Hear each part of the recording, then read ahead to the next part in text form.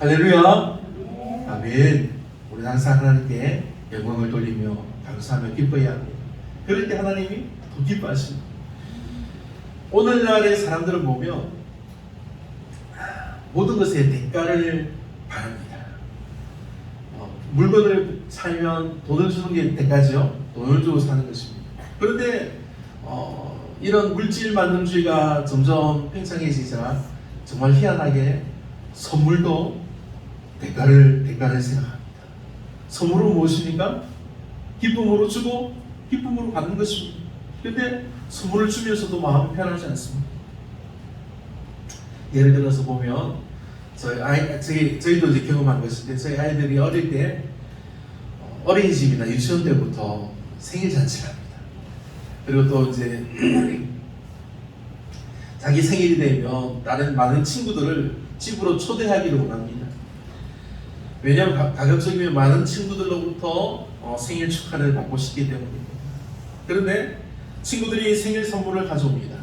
그런데 어리기 때문에 부모들이 준비를 해줍니다. 선물은 아까도 말했듯이 주는 사람도 받는 사람도 기분 좋게 기쁘게 준비해서 주고받는 것입니다. 간단하고 적은 것이라도 소중하게 생각해서 또 소중하게 주면, 기쁨으로 주면 또 그것을 감사하게 받는 것입니다.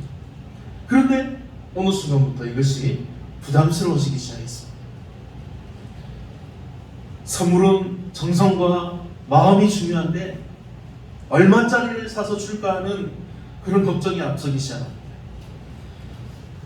아이들이 이렇게 생일 초대를 이제 받아간다고 하는데 도대체 어떤 선물을 준비해서 줘야 하나 고민이 되기 시작합니다. 다른 아이들은 잘 산다고 하는데 막 크고 좋은 선물을 가져간다고 한다는데 우리 아이는 작은 것을 가져가서 기가 죽으면 어떻게 하나 그런 걱정이 되는 것입니다. 또 이제 반대로 이제 우리 아이가 이제 생일을 당해가지고 다른 친구들을 집에 데려오고 싶어합니다. 그럼 뭐 어떤 음식이나 어떤 간식을 준비해서 아이들을 줘야 할까 그런 걱정이 되는 것입니다. 아이가 기가 죽지 않도록 어떤 음식을 준비할까 생각하고, 또 너무 좋은 선물을 받아도 그게 그냥 기쁘지 않습니다. 왜냐하면 너무 좋은 선물을 받으니까 그러면 나중에 그 아이 생길 때 그 아이 부모가 섭섭하지 않도록 어떤 선물을 해야 할까 그런 걱정이 앞서는 것입니다. 그런데 지나고 보니까 그때는 저희도 어렸기 때문에 지나고 보니까 아무것도 아닌 걱정과 연결했습니다. 왜냐하면 선물은 무언가 대가를 바라고 하는 것이 아니기 때문입니다. 선물은 기쁘게 주는 것이고 기쁘게 받으면 되는 것입니다. 그래야지 온전히 함께 기뻐할 수 있는 것을 알게 되었습니다. 그런데 여러분, 우리가 인생을 살아가면서 이런 선물을 받으며 살아갑니다. 값없이, 이유 없이, 대가 없이, 때를 가리지 않고 언제나 항상 우리는 선물을 받는 것이 있습니다. 누구에게 선물을 받을까요? 우리 아버지 하나님. 아버지 하나님께서 우리에게 날마다 하나님의 은혜의 선물을 주십니다. 우리가 지금 호흡하며 살아가는 것도 하나님의 은혜인 것입니다. 우리가 살아가면서 누리는 모든 것이 하나님이 우리에게 베푸신 것들입니다. 우리가 땅을 딛고 살아가는 이 대지 땅도 그렇습니다. 모든 것이 그렇습니다. 시간과 공간의 한 축이라도 어긋나면 세상이 무너지게 됩니다. 하지만 하나님께서 하나님의 질서와 다스림 속에서 우리는 여전히 행복하고 기쁘게 감사하게 살아가는 것입니다. 이러한 세상을 누리고 살아가는 사람들 중에 이 모든 것을 베푸신 하나님을 알고 하나님께 감사하며 기쁨으로 살아가는 이들이 있습니다. 누굽니까? 바로 우리들입니다. 예수 그리스도의 이름을 믿음으로 아버지께 영원한 생명을 얻은 구원받은 성도요, 교회가 그렇습니다. 하나님께 감사하며 살아갑니다. 그러나 하나님을 믿지 않는 사람들, 하나님을 부정하고 오히려 하나님께 반항하고 왜 하나님이 계시다면 더 좋은 것으로 주지 않냐고 그렇게 불평합니다. 왜 이 세상을 이렇게 불평등하냐고 누구는 부자고 누구는 가난하고 왜 불평등합니까? 하면서 그것을 하나님께 따집니다. 그런 사람들이 있습니다. 왜 아픔과 질병과 사망으로 사람들을 괴롭게 하냐고 하나님께 따집니다. 창조주께 대들며 창조주를 무시하는 어리석은 사람들이 있습니다. 1, 2차 세계대전 100년이 다 돼가는데 그때 이제 세계대전이라고 엄청난 큰 전쟁이 일어났습니다. 수천만 명의 사람들이 죽었습니다. 눈앞에서 처참하게 죽어가는 것을 경험한 사람들이 그것이 너무나 무서워서 그 전쟁의 책임을 하나님께 돌렸습니다. 분명히 자기들이 전쟁을 일으켜서 자기들이 막 죽여놓고는 그 책임을 하나님께 돌립니다. 하나님이 계시다면 왜 이런 처참한 전쟁으로 사람들을 이렇게 참혹하게 죽이게 내버려 두셨다는 것입니다. 지금 코로나19와는 비교할 수 없는 엄청나게 무서운 전염병이 옛날에 돌았습니다. 14세기 옛날에 한 700년 전 600년 이상 된 옛날에 유럽을 공포로 몰아넣은 전염병이 있습니다. 자녀가 뭐지? 패스트, 흑사병. 몸에 검은 반점들이 막 나면서 죽어가는 병입니다. 이때 유럽 인구의 3분의 1이 죽었습니다. 3분의 1. 3명 중에 1명은 죽은 것입니다. 최소 7,500만 명 아니면 2억 명 이상이 죽었다고 합니다. 너무 놀랍지 않습니까? 너무 무섭습니다. 지금 코로나19 때문에 그렇게 죽는다고 하면 정말 난리가 날 것입니다. 엄청나게 무서운 일들이 있었습니다. 창조주가 계시다면, 하나님이 계시다면 왜 사람들에게 이런 무서운 질병을 주셔서 괴롭게 하냐고 사람들이 불평했습니다. 창조주 하나님이 계시다면 왜 아기들이 일찍 죽습니까? 왜 젊은이들이 저렇게 덧없이 일찍 죽느냐고 불평하는 사람도 있습니다. 그런데 그렇게 하나님을 원망하고 불평하는 대부분의 사람들, 그 사람들 중에 많은 사람들이 모두 하나님을 알고 하나님을 믿던 사람들이었습니다. 하나님을 열심히 믿던 사람들도 그런 참혹한 일들을 만날 때, 그 참혹한 일들이 자신을 찾아올 때 하나님을 원망하고 떠나기도 했다는 사실입니다. 오늘 말씀에 이와 비슷한 상황에 처한 이들이 나옵니다. 누굴까요? 오늘 말씀에 나온 이들, 이스라엘 백성들입니다.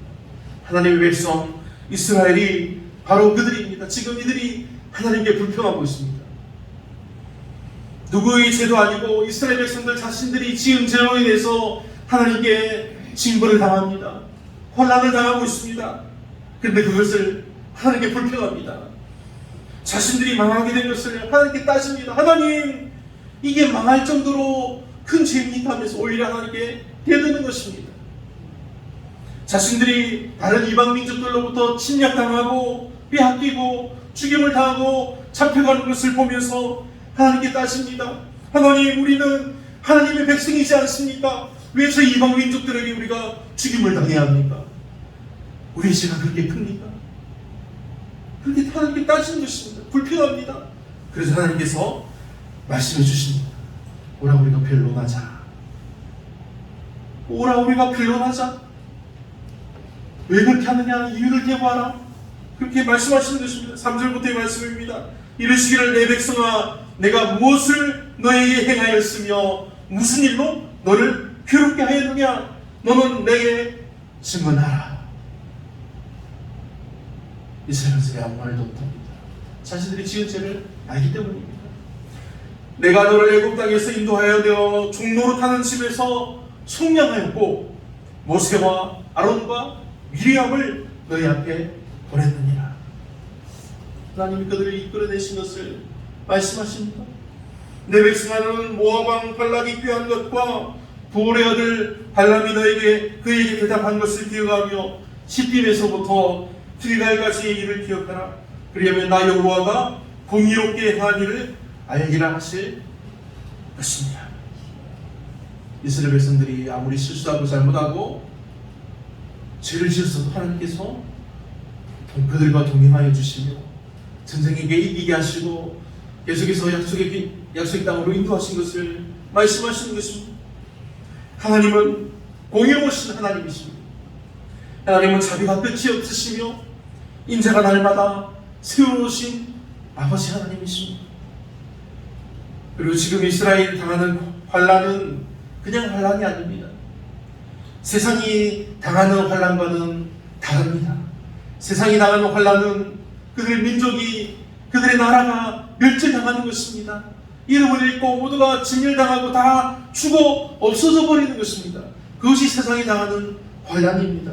그러나 지금 이스라엘이 당하는 환난은 하나님께서 자기 백성 이스라엘이 세상 나라들과 같이 망하여서 사라지는 것을 원하지 않고 계속해서 그 이름을 이어가며 내 백성, 내 이스라엘, 나의 자녀들이 되기를 하나님께서 원하시고 그들을 새롭게 하시기 위한 환난인 것입니다. 지금 이스라엘이 당하는 환난은 그를 통해서 새롭게 하시는 하나님의 자비하심인 것입니다. 이스라엘이 멸절당하지 않도록 아브라함과 이삭과 야곱의 약속을 하나님이 지켜주시려고 하시는 은혜인 것입니다. 이렇게 이스라엘에게 환난이 당할 때 이스라엘이 그냥 가만히 있겠습니까? 자기들의 죄를 알고 하나님께 제사를 드리게 하고 막 했을 것입니다. 살찐 송아지와 순양을 준비하여 성경과 율법에 기록된 대로 하나님께 제물을 드리고 용서받으려고 화려한 예식을 준비하고 모두가 모여서 띠를 띠고 제사의식에 참여했을 것입니다. 오히려 이전보다 더 크고 화려하게 풍성한 제물과 예식을 준비하고 진행하려고 했을 것입니다. 그들이 바라보는 이방 민족을 따라서 더 크고 더 화려한 것을 하나님께 드리려고 했을 것입니다. 그런데 아니면 어떤 전혀 엉뚱한 이유로 하나님께 불평했을지도 모른다. 그것은 그렇게 더 큰 제사, 우리가 저 이방인들처럼 더 크고 화려한 제사와 제물을 드리지 않아서 하나님 우리가 이렇게 환난을 당합니다 하고 불평하는 사람도 있으실지 모릅니다. 하지만 하나님이 원하시는 것은 그것이 아니라고 분명하게 말씀해 주시고 있습니다. 6절입니다. 내가 무엇을 가지고 여호와 앞에 나아가며 높으신 하나님께 경배할까? 내가 번제물로 1년 된 송아지를 가지고 그 앞에 나아갈까? 하나님은 그러한 충실한 제물이 하나님이 원하시는 것이 아니라고 말씀하고 있습니다. 7절 말씀을 봅니다. 여호와께서 천천의 수량이나 만만의 강물 같은 기름을 기뻐하실까? 내 허물을 위하여 내 맏아들을 내 영혼의 죄로 말미암아 내 몸의 열매를 드리까? 이것은 무서운 내용의 말입니다. 이방인들과 같이 많은 것으로 드리는 제사도 아니요 그들이 드리는 인신제사, 사람을 죽여서 제물로 바치는 그런 인신제사도 아니라고 말합니다. 자신의 몸을 해하고 피 흘리는 것도 아니라고 말씀하십니다. 이방인들과 이방 신들, 이방 무상은 그런 것을 좋아하고 그것으로 내 스스로 만족했지만 하나님은 그런 헛된 우상이 아니라는 것을 분명하게 말씀해 주고 있습니다. 하나님이 사람들, 특히 하나님의 백성들에게 원하시는 것은 그렇게 눈에 보이는 화려한 것들이 아니고 하나님을 향한 믿음과 선한 마음인 것입니다. 8절 말씀입니다. 사람아, 주께서 선한 것이 무엇임을 너에게 보이셨나니 여호와께서 너에게 구하시는 것은 오직 정의를 행하며 인자를 사랑하며 겸손하게 내 하나님과 함께 행하는 것이 아니냐. 하나님이 이렇게 말씀해 주셨습니다. 하나님은 결코 우리에게 과한 것을 요구하지 않으십니다. 많은 것을 요구하지 않으십니다. 하나님은 우리가 감당할 수 없는 많은 재물을 바치라고 하지 않으셨습니다. 오히려 하나님은 많고 화려하고 사람들이 보이는 그런 것을 기뻐하지 않으신다고 말씀하시고 있습니다. 하나님은 이방인의 그러한 것들을 가증히 여기신다고 말씀하셨습니다. 에스겔 16장 말씀입니다. 16장의 말씀. 또 네가 나를 위하여 낳은 너의 자녀를 그들에게 데리고 와서 드려 제물로 삼아 불살랐느니라. 네가 네 음행을 작은 일로 여겨서 나의 자녀들을 죽여 우상에게 넘겨 불 가운데로 지나가게 하였느냐.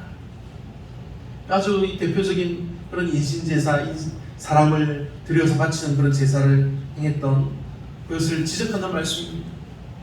하나님은 분명하게 출애굽할 때 출애굽기와 민수기 여러 말씀을 통해서 자식을 제물로 바치는 것을 엄격하게 금지하셨습니다. 에스겔의 말씀을 통해서 하나님은 자녀들을 제물로 바치는 것이 하나님이 아니라 오히려 우상에게 바치는 가증한 일이라고 하셨습니다. 우상을 섬기는 은인이고 그것을 행하는 이들을 가증히 여긴다고 말씀하신 것을 우리는 바로 알아야 합니다. 그러므로 사랑하는 성도 여러분, 하나님이 자기 백성들, 하나님의 성도들, 바로 지금 우리들에게 원하시는 것은 정의를 행하며 인자를 사랑하며 겸손하게 하나님과 함께 행하는 것임을 기억하시기 바랍니다. 정의를 행하는 것이 무엇입니까? 첫째, 정의를 행하는 것 무엇입니까? 정의로운 것, 하나님의 속성입니다. 하나님의 속성과 동시에 우리 백성들에게 원하시는 그런 것입니다. 품성, 성품입니다.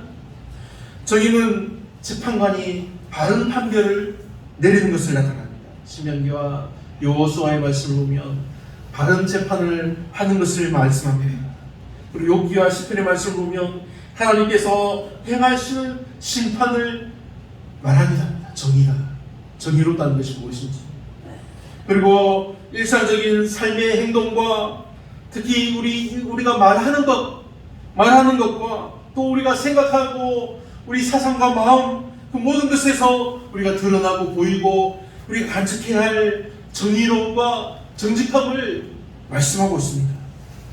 그리고 더 나아가서 이 정의라는 것은 사회적인 약자들, 충분히 그런 정의를 보장받을 수 없는 사회적 약자들, 이방인들과 고아와 과부들, 그렇게 어려운 그 사람들을 압제하거나 학대하지 않고 적극적으로 도움의 손길을 펼치고 그 도움을 실천하는 그것이 바로 정의라고 말씀하고 있습니다. 예레미야에서 그렇게 말씀하고 있습니다. 근본적으로 이렇게 정의를 행하는 것은 하나님의 성품을 우리 마음에 간직하고 우리 속에 간직하고 그 하나님의 성품이 우리의 성품, 우리의 인격이 되도록 살아야 할 것을 말씀하는 것입니다.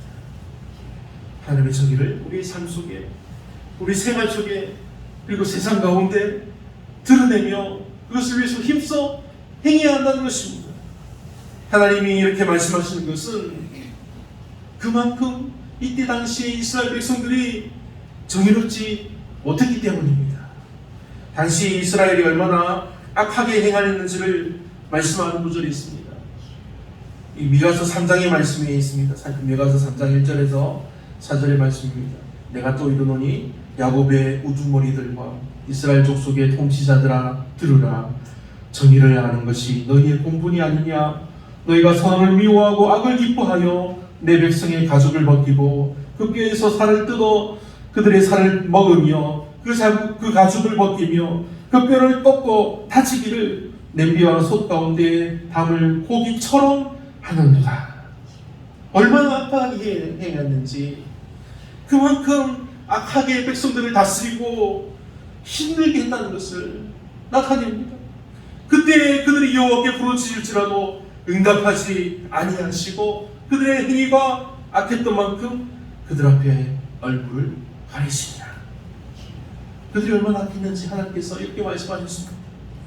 이러한 정말로 악한 삶을 사는 그들에게 하나님이 원하시는 것은 정의라는 것입니다. 하나님이 말씀해 주시며 보여주시는 그런 선한 삶을 힘써 행하는 것을 하나님이 원하신다고 확실하게 말씀해 주고 있습니다. 하나님이 원하시는 건 둘째, 인자를 사랑하는 것이라고 했습니다. 인자를 사랑하는 것입니다. 인자를 사랑하는 것이 무엇일까요? 인자는 자비입니다. 긍휼. 인자는 하나님이 자기 백성을 향해서 사랑과 긍휼을 나타내는 인자하다는 의미입니다. 하나님이 자기 백성 이스라엘을 어떻게 사랑하셨습니까? 정말 참으셨습니다. 참으셨을 뿐만 아니라 변함없이 사랑하셨습니다. 아무리 불순종하고 불신앙하고 우상을 섬기려고 우상을 쫓아가도 하나님은 끝까지 참으시고 그들을 돌이키게 하셨습니다. 돌아오라 내게로 돌아오라. 내 사랑 내 백성아 내게로 돌아오라. 하나님은 계속해서 참으시고 그들에게 사랑을 끝까지 베푸셨다는 것입니다. 그들을 하나님의 온전한 백성으로 하나님은 세우시기를 원하신 것입니다. 하나님의 이러한 온유하고 친절하며 자비로운 사랑을 우리가 사랑하라는 것입니다. 그리고 그 하나님의 그 자비하신 사랑을 우리가 감사하고 기뻐하며 사랑하는 것에서 그칠 것이 아니라 이 첫 번째 정의를 행하는 것과 같이 그것을 우리가 힘써 사랑하라는 말씀입니다. 인자를 사랑하는 것은 하나님의 사랑을 온전히 감사하고 기뻐하는 것입니다. 하나님의 백성을 향하신 자비와 인자와 온유함 등의 이러한 성품이 우리에게도 있도록 힘써 행하는 것입니다. 하나님 우리를 길이 참으시고 용서하시고 사랑하신 것처럼 그러한 성품이 우리에게도 있도록 그것을 사랑하라는 것입니다. 그리고 하나님의 그 인자하시는 사랑과 은혜를 온 세상이 알도록 우리가 우리 삶으로 드러내고 외치며 전하는 것입니다. 그것이 인자를 사랑하는 것입니다. 셋째 하나님이 우리에게 원하시는 것, 겸손하게 하나님과 함께 행하는 것입니다. 사실 첫째와 둘째인 정의를 행하고 인자를 사랑하는 것을 열심히 행하고도 이 셋째인 겸손히 하나님과 행하는 것에서 실패하는 사람들이 많이 있습니다. 정의를 행하고 인자를 사랑하는 것이 이미 사람의 힘과 노력과 생각으로 되는 것이 아닙니다. 그때 이미 하나님이 우리와 동행하여 주시고 하나님이 우리로 하여금 정의를 행하도록 이끌어 주신 것입니다. 그때 이미 하나님이 인자를 사랑할 수 있도록 우리 마음속에 믿음을 주시고 우리가 하나님께 충성할 수 있도록 역사하여 주신다는 사실. 그럼 이때 우리들은 어떻게 하는 것이 마땅할까요? 하나님께서 이렇게 우리에게 은혜를 주시고 믿음을 주시고 능력을 주시는데 우리가 어떻게 하는 것이 마땅합니까? 그렇죠. 우리가 그 믿음을 가지고 능력을 가졌는데 그것으로 교만하지 말라는 것입니다. 겸손하게 하나님 앞에 겸손히 행하는 것입니다. 겸손히 오직 하나님을 기쁘시게 할 것이 무엇인지를 생각하고 하나님을 기쁘시게 하는 것을 우리가 힘써 행하는 것입니다. 그것이 겸손하게 하나님과 함께하는 것입니다. 로마서 12장 1절 2절 말씀입니다. 그러므로 형제들아 내가 하나님의 모든 자비하심으로 너희를 권하노니 너희 몸을 하나님이 기뻐하시는 거룩한 산 제물로 드리라. 이는 너희가 드릴 영적 예배니라. 너희는 이 세대를 본받지 말고 오직 마음을 새롭게 함으로 변화를 받아 하나님의 선하시고 기뻐하시고 온전하신 뜻이 무엇인지 분별하도록 하라. 아멘. 사랑하는 성도 여러분, 하나님이 우리에게 요구하시는 것이 바로 이것입니다. 정의를 행하고 인자를 사랑하고 겸손하게 하나님과 함께하는 것입니다. 이 세대를 따라서 세상이 보기에 많고 귀한 재물을 하나님께 드리는 것보다 하나님은 우리의 삶으로 정말 우리의 기쁨으로 감사함으로 하나님을 예배하는 것을 원하신다는 것입니다. 그리스도를 믿는 믿음으로 말미암아 우리가 새 사람을 입었습니다. 그렇지 않습니까? 믿음으로 우리는 옛 사람의 구습을 벗어버리고 우리는 이제 그리스도로 말미암아 새 사람이 되었습니다. 하나님이 원하시는 선하시고 기뻐하시고 온전하신 것을 따라서 행하는 것을 하나님께서 원하신다는 것입니다. 우리가 이번 새 사람이 그렇게 되어지기를 원하시는 것입니다. 그렇게 행하는 자들은 어떻게 됩니까? 하나님 뜻을 따라 행하는 자들이 어떻게 될까요? 구약에 아주 대표적인 그런 인물이 나옵니다. 누구일까요? 에녹입니다. 창세기 5장의 에녹에 대한 말씀입니다. 아주 짧게 나왔지만 에녹이 하나님과 동행하더니 하나님이 그를 데려가심으로 세상에 있지 아니하였더라.